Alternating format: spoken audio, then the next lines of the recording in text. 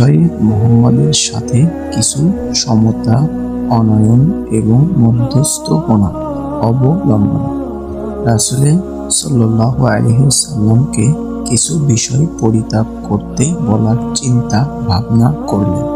এতে তারা ধারণা করল যে তারা এইবার একটা প্রকৃত সিদ্ধান্তে আসতে পেরেছে। যদিও রাসূল সাল্লাল্লাহু আলাইহি ওয়াসাল্লাম সত্য বিষয়ের প্রতি আহ্বান করেই থাকেন। ইবনে ইসহাক রাহমাতুল্লাহ আলাইহি বর্ণনা করেন যে আল্লাহর রাসূল সাল্লাল্লাহু আলাইহি ওয়াসাল্লাম কাবা গৃহ তওয়াফ করছিলেন।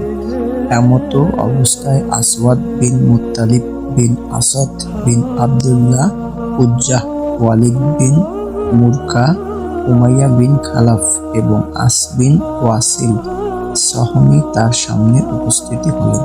তারা সকলেই ছিলেন নিজ নিজ গোত্রের প্রধান। তারা বললেন, হে মুহাম্মদ সাল্লাল্লাহু আলাইহি ওয়াসাল্লাম, এসো। তুমি যে মাবুদের উপাসনা করো আমরাও সেই মাবুদের উপাসনা করি, এবং আমরা যে মাবুদের উপাসনা করি তোমরাও সেই মাবুদের উপাসনা করো। এরপর দেখা যাবে যদি তোমাদের মাবুদ কোনো অংশে আমাদের মাবুদ চেয়ে উন্নত হয়, তাহলে আমরা সেই অংশ গ্রহণ করব। আর যদি আমাদের মাবুদ কোনো অংশে তোমার মাবুদ চেয়ে উন্নত হয়, তাহলে সেই অংশ গ্রহণ করব। এই প্রেক্ষিতে আল্লাহ তাআলা সূরা কাফিরুন সম্পূর্ণ অবতীর্ণ করলেন, যার মধ্যে গম্ভীর সুরে ঘোষণা করা হয়েছে যে, বলো, হে কাফিরেরা, তোমরা যার ইবাদত করো আমি তার ইবাদত করি না। আবদ বিন উমাইদ ও অন্যান্য হতে একটি বর্ণনা এভাবে এসেছে যে মুশরিকগণ প্রস্তাব করল যে, যদি আপনি আমাদের মাবুদকে গ্রহণ করেন তবে আমরাও আপনার আল্লাহর ইবাদত করব।